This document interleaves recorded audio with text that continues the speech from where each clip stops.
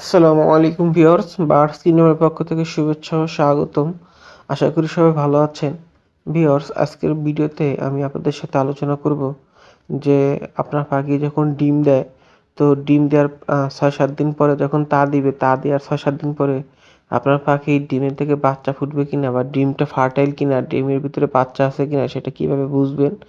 এবং অনেকেরই আছে যে পাখি ২৩-২৪ দিন হয়ে যেতেছে, পাখি ডিমে তা দিচ্ছে নিয়মিত, কিন্তু মূলত বাজরিকার পাখির বাচ্চা ফুটে ১৬ থেকে ২১ দিনের মধ্যেই।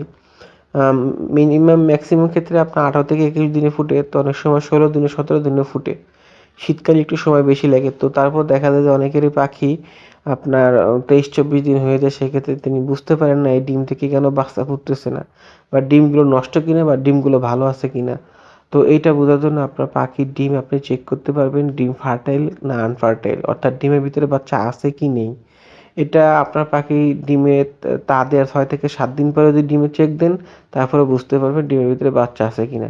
তো আপনারা এই স্ক্রিনে যে ছবি দেখতেছেন, এটা আপনার দেখবেন যে ১ম দিকে যখন ডিমের ভিতরে মা পাখি যখন তা দেয়, তখন ডিমটা যদি ফার্টাইল হয়, ডিমের ভিতরে একটা ভ্রূণ তৈরি হয়, আকৃতি তৈরি হয়, লাল লাভা তৈরি হয়। এটাও বোঝার লক্ষণ যে এই ডিম থেকে বাচ্চা ফোটার সম্ভাবনা আছে।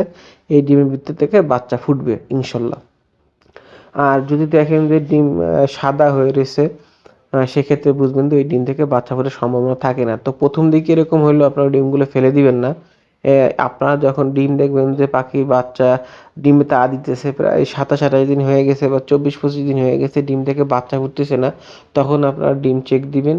চেক দেওয়ার নিয়মটা হলো যে আপনি একটা অন্ধকার রুমে আপনার ডিমগুলো হাঁড়ি থেকে বের করে আনবেন। তারপর আপনার মোবাইলে ফ্ল্যাশ লাইট জ্বালিয়ে ডিমের উপরে ধরবেন। তারপর অপর দিক থেকে দেখবেন যে ডিমের ভিতরে যদি কোনো বাচ্চা না থাকে, তাহলে দেখবেন যে সাদা হয়ে থাকবে।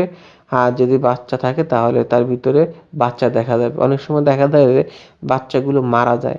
যদি মারা যায়, তাহলে সেই ডিম থেকে ওই বাচ্চাগুলো বেরোতে পারে না, এই কারণেই ওই বাচ্চাগুলো ডিমের ভিতরে মারা যায়। অথবা মা পাখি দেখা গেছে ১ম দিকে ঠিকমতো তা দিছে, পরবর্তীতে ডিমে ঠিকমতো তা দিতে পারে নাই। সঠিক আর্দ্রতা না পাওয়ার কারণে ডিমের ভিতরে বাচ্চা ঠিকই ভ্রূণ জন্ম নিছিল, কিন্তু মারা গেছে ঠিকমতো তা না পাওয়ার কারণে বা অন্য কোনো কারণে মারা গেছে। এইগুলো হয়ে থাকে। তো আপনাদের পাখি যাদের ডিম ফুটার সময় পার হয়ে যাবে, তারা এভাবে চেক দিবেন।